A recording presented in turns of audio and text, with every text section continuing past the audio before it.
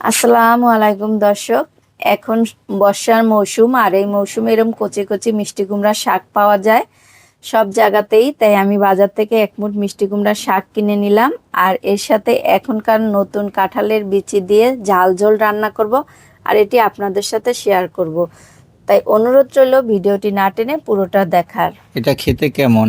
এটা খেতে খুবই ভালো, খুব ঝাল ঝাল একটি শাকের তরকারি। তুমি কখনো খেয়েছো কিনা জানি না। এরপর এটা রান্না করার জন্য আমি এখানে কিছুটা কাঁঠালের বিচি নিয়েছি, এগুলো পরিষ্কার করে ধুয়ে নিয়েছি, আর এগুলোকে এবার এভাবে ছেঁচে থেতো করে নিয়েছি। এবার এগুলোকে আবারও ধুয়ে একটা বাটিতে রেখে দিচ্ছি। আর এখানে একটা মশলার জন্য আমি নিয়েছি রসুন, শুকনো মরিচ, পেঁয়াজ। এগুলোকে আমি ব্লেন্ডার জারে ব্লেন্ড করে নেব। এগুলো পাটায় বেটেও তো নেওয়া যাবে। হ্যাঁ, পাটাতে নিতে একটু সময় হবে, ব্লেন্ডারে তাড়াতাড়ি হবে, এই জন্য ব্লেন্ডার করে নিলাম। এবার রান্নার জন্য তেল দিতে হবে। প্রথমে তেলটা গরম হয়ে আসলে যে মশলাটা ব্লেন্ড করেছি এটা দিয়ে দেব। এটা দিয়ে ভালো করে কষাই নিতে হবে, তাই না?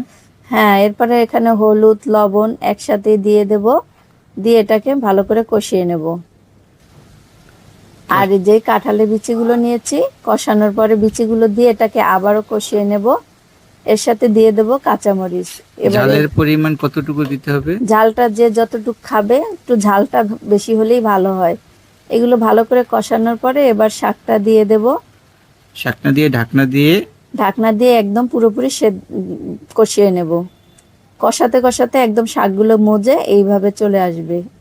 এ পর্যায়ে একদম রান্নার পরিমাণ একটু পানি দিয়ে দেব। পানির পরিমাণটা একটু বেশি দেব, কারণ এখানে একটু ঝোল রাখবো তাই। এবার ঢাকনা দিয়ে পুরো রান্নাটি রান্না করে নেব।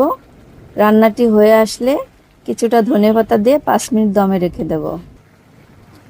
এই যে দেখুন, তৈরি হয়ে গেল আজকে আমাদের ঝোল ঝোল মিষ্টি কুমড়া কাঁঠালের বিচি দিয়ে ঝাল শাকের তরকারি।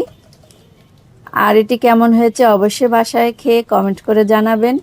আশা করছি অবশ্যই আপনাদের কাছে ভালো লাগবে। দেখুন কালারটা কিন্তু সেই হয়েছে, দেখতে কিন্তু এখনই অনেক ভালো লাগছে, খেতেও অনেক ভালো। আমার ভালো লাগে তাই আমি তৈরি করি, আমার পরিবারের সাথে শেয়ার করি। দর্শক, আমারও ভালো লাগছে। তাই অবশ্যই লাইক কমেন্ট শেয়ার করবেন। এখানে